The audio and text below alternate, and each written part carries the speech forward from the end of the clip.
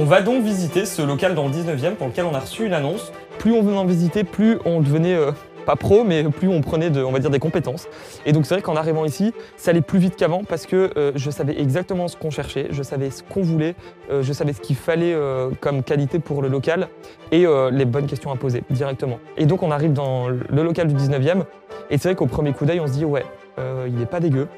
Énorme vitrine, énormément de place. Il y avait un ascenseur déjà, donc ça qui était pour nous obligatoire parce que faut faire descendre des gens en fauteuil roulant puisqu'on a un sous-sol. Il y avait un sous-sol d'ailleurs, parce que c'était un de nos critères aussi, puisqu'on voulait pouvoir faire du bruit sans être dérangé parce qu'à Paris il y a des gens au-dessus partout. Et puis c'était clean, quoi, c'était propre et surtout c'était dans notre budget. Quand on a visité cet endroit, on s'est dit ok, tout match, tout peut passer, tout peut fonctionner et ça peut être un super endroit. Donc ça pour le coup, au premier coup d'œil, on a vu qu'on pouvait implanter notre concept dans ce local. Du coup, local, on pose le dossier. Mais bon, enfin, t'as toujours ce truc de te dire à Paris on va nous demander des dingueries, tu vois. C'est sûr, c'est lui, il a l'air trop cool, mais c'est pas pour rien, tu vois. À mon avis, s'il est toujours là en location et sur le marché, c'est que les personnes avant, elles ont laissé tomber parce qu'il y avait des trucs de fou. Et en fait, oui, bon, il y avait des trucs de fou, il y avait un droit au bail qui était énormissime. Et ça, j'ai l'impression qu'il n'y a que à Paris qu'il y a ça, mais c'est en gros le propriétaire, il te dit, bah voilà, si vous voulez genre juste accéder au local, il faut me donner autant. Et là, pour ce local, c'était 55 000 €. Il y a tellement de gens qui recherchent des locaux que tu es obligé de t'aligner et de te dire ok en fait oui ben nous aussi on a les moyens alors que tu as sûrement 15 fois moins de moyens que la grosse société qui a déjà posé un dossier. Comme dans tous les locaux à Paris, l'agent immobilier pour te mettre la pression va te dire ah oui mais bon là faut pas trop traîner parce que on a d'autres dossiers et tout et puis il te rajoute l'argument du en plus c'est une grosse boîte et eux ils sont prêts à mettre un an de loyer d'avance tout de suite. Toi t'arrives t'as déjà lâché toutes tes économies dans le projet, et donc forcément, t'es comme ça. Quelques semaines après avoir déposé le dossier pour le local du 19e, grosse surprise, on apprend qu'on a été choisi. Honnêtement, je sais pas exactement ce qui s'est passé dans la tête du proprio, hein, mais je pense qu'il s'est dit que déjà c'était plus cool dans le quartier d'avoir un endroit où plein de gens allaient pouvoir venir s'amuser. On pose le dossier, on avait du coup le loyer, on savait en termes de chiffres exactement ce qu'il nous fallait pour finir le business plan. Donc on a tous les devis des prestataires, on a le devis de la climatisation, la création des mécanismes, des décors, plombier, etc. Bon, on a un maximum de devis, on a un énorme montant déjà, et on sait à peu près combien ça va coûter. On est allé se présenter à plusieurs banques.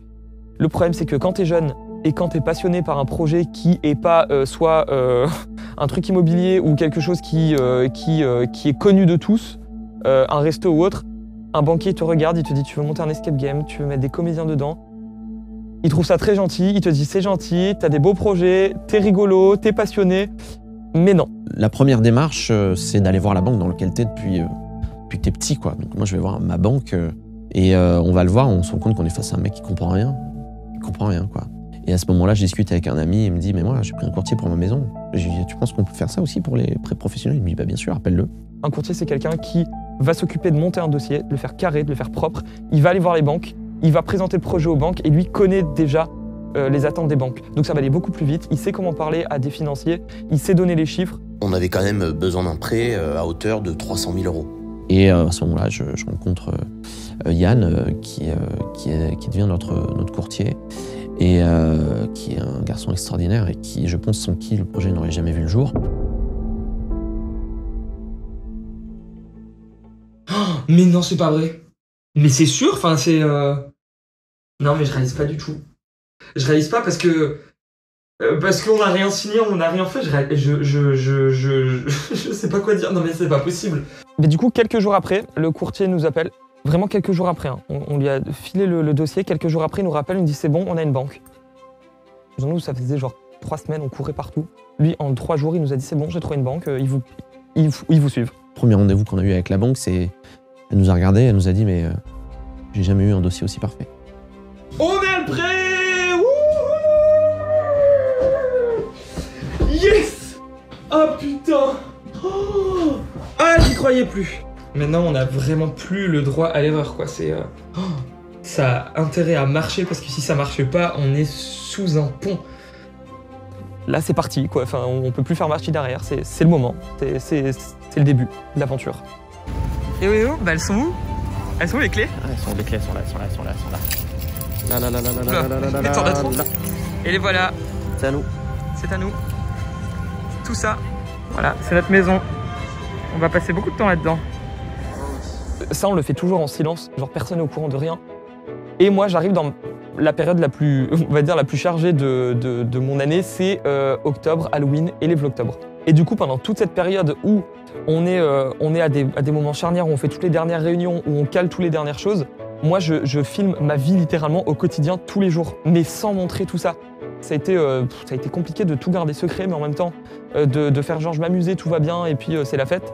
Je me suis amusé un peu de tout ça, et pendant des Vlogtober, personne ne le savait, mais j'ai filmé des plans devant le local, ici, en fait. Et ça, je l'ai jamais dit à personne, mais c'est trop drôle parce que maintenant, avec du recul, si tu regardes des anciens Vlogtober, tu comprends plein de choses et tu te dis mais en fait il est devant Deep Inside là. Je me souviens d'une anecdote, c'est que j'avais filmé une vidéo sur les coulisses d'Halloween au parc Astérix. Pendant que je filmais cette vidéo, c'était Adrien qui m'aidait à filmer. Il était en train de terminer le business plan sur un banc du parc Astérix. On était en train de tourner la vidéo. Tant que c'est pas ouvert, moi je me suis rendu compte de rien. J'étais tellement focus sur mon business plan, mes factures, mes trucs, de dire la moindre dépense. Tu vois le compte qui descend petit à petit. Donc tu calcules tous les jours, je calculais, je me disais il reste tant, il faut pas qu'on se loupe, il faut pas que le compte soit en découvert, il faut qu'on ait tout le temps de l'argent, il faut qu'on tienne, il faut être un bon père de famille avec sa société. Et c'est tellement, ça fait tellement peur quoi, parce que tu te dis on a encore ça à payer, oh, ça cette facture j'avais oublié, ah ouais il y a ça aussi, et puis l'électricien finalement ce sera tant. Tu dis mais comment on va trouver l'argent, c'est pas possible. Au total, c'est un projet qui représente un demi-million d'euros, quoi. On a pris nos poches, on a sorti tout ce qui nous restait. Même ce qu'on voulait pas sortir, on a dû aller le chercher. Vous ne voyez pas tout ce qui se passe dans ma journée. Une énorme chose qui concerne mon très gros projet sur lequel je vous le cite depuis longtemps. Mais il s'est passé quelque chose d'assez dingue.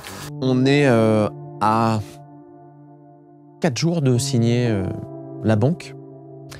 Et on a un appel de notre prestataire principal. Et il nous dit qu'il ne peut plus nous suivre sur le projet. En fait, on a merdé, on n'a pas géré, on a signé trop de contrats. Et du coup, là, on est sous l'eau. Planning de production qui a été vachement chamboulé cette semaine, dû à des signatures très, très instantanées. Ok. Ce qui fait que du coup, on est sur des créneaux qui sont plus du tout les vôtres. C'est-à-dire actuellement. C'est-à-dire septembre-octobre. Et là, tout s'écroule. Genre, on est là, on a le local, on a tous les autres prestats, on a tous les financements, mais le prestat principal, celui qui va tout nous faire, qui va littéralement nous créer l'enseigne, nous lâche. Vous aviez la banque, du coup, je crois que c'était la semaine dernière. Est-ce que vous avez eu des... comment ça se passe déjà, vous de votre côté? Est-ce qu'il y a des choses qui ont bougé Ouais, tout est... on signe mercredi prochain le bail. Ok. Donc on signe tout la semaine prochaine. Allez. Voilà. Et du coup, là, si